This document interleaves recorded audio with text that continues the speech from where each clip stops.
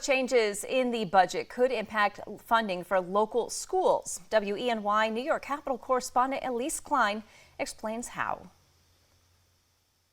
Lawmakers continue to fight to restore funding in the state budget for local school districts. Governor Kathy Hochul's education budget plan proposes changes to foundation aid, the state's main education operating formula and a primary source of state funding for public schools. She proposes a wealth-based transition adjustment to the formula intending to increase funding for poor school districts and moderate the impact of enrollment declines.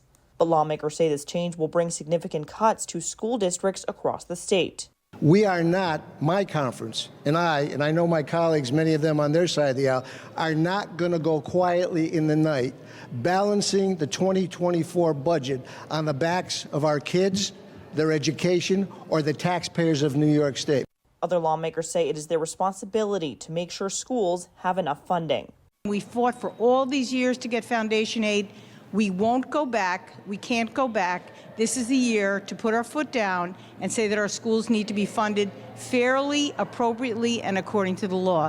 The New York State PTA says students need a variety of resources to be successful in school, and schools rely on funding from the state to be able to supply students with those supports.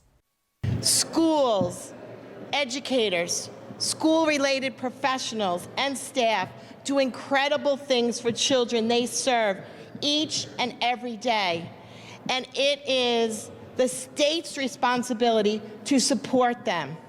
In Albany, Elise Klein, WENY News.